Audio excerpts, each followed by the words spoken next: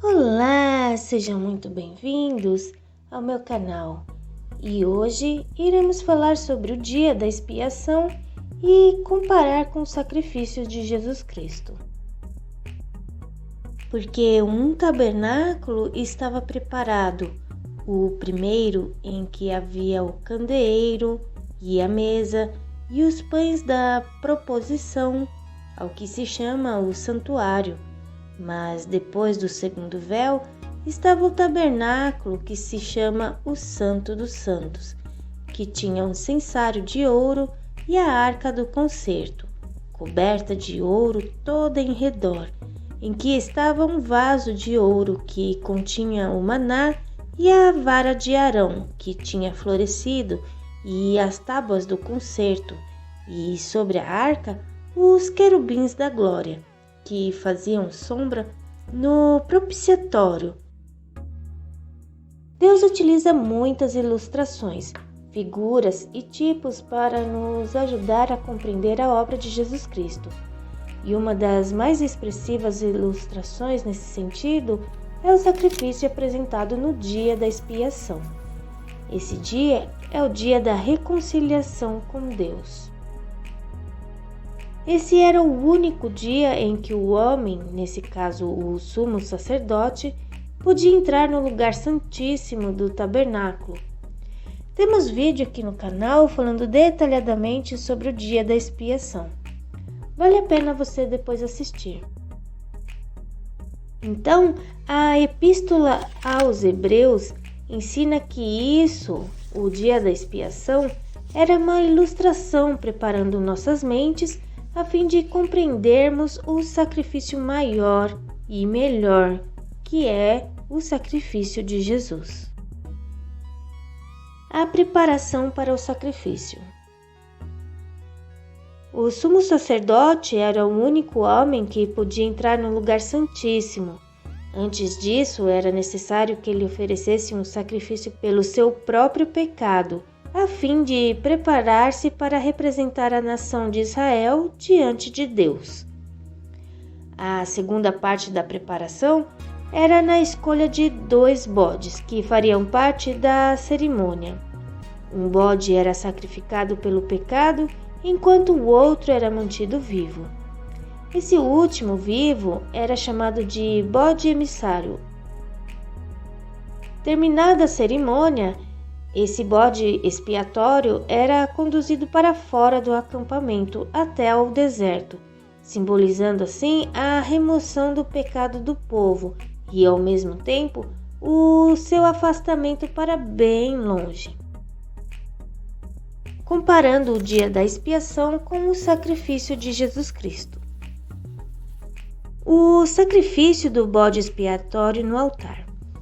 Este ato simbólico seria repetido mais de 1000 vezes ao longo de todo o Antigo Testamento. Apesar da execução sem parar desse sacrifício pelos judeus todo o ano, esse sacrifício não tinha poder de remover o pecado do povo. Somente o sacrifício de Cristo satisfaria todos os requisitos necessários para a restauração da comunhão do homem para com Deus. Sacrifício e oferta e holocaustos e oblações pelo pecado não quiseste, nem te agradaram, os quais se oferecem segundo a lei. Então disse: Eis aqui venho para fazer, ó Deus, a tua vontade. Tira o primeiro para estabelecer o segundo, na qual vontade temos sido santificados pela oblação do corpo de Jesus Cristo, feita uma vez. Aqui nessa passagem, o autor da carta aos Hebreus cita e explica o Salmo 40. E ele fala: tira o primeiro, significando assim para tirar, abolir o sistema sacrificial antigo. E ele continua: para estabelecer o segundo, ou seja, para permanecer o sacrifício de Jesus. Do mesmo modo que o sumo sacerdote, Jesus Cristo também apareceu para oferecer o seu sacrifício. O altar de bronze foi a sua cruz, e o sacrifício foi a sua própria vida, oferecendo o seu próprio sangue. O sangue expiador era levado ao lugar santíssimo quando o sumo sacerdote fazia intercessão pelo povo. Ele entrava nesse lugar apenas uma vez por ano, e ao entrar, ele aspergia um pouco do sangue do sacrifício sobre a arca da aliança. Jesus Cristo não entrou num santuário feito por mãos humanas, mas se apresentou diretamente a Deus no santuário celestial, lá no céu. E em lugar do sangue do animal, Jesus Cristo ofereceu seu próprio sangue como preço de remissão dos nossos pecados. Mas vindo Cristo, o sumo sacerdote dos bens futuros, por um maior e mais perfeito tabernáculo, não feito por mãos, isso é, não desta criação, nem por sangue de bodes e bezerros, mas por seu próprio sangue, entrou uma vez no santuário, havendo efetuado uma eterna redenção. A saída do sumo sacerdote do santuário era a prova de que o sacrifício fora aceito por Deus. Caso contrário, o sumo sacerdote ofertante não sairia vivo de dentro do lugar santíssimo.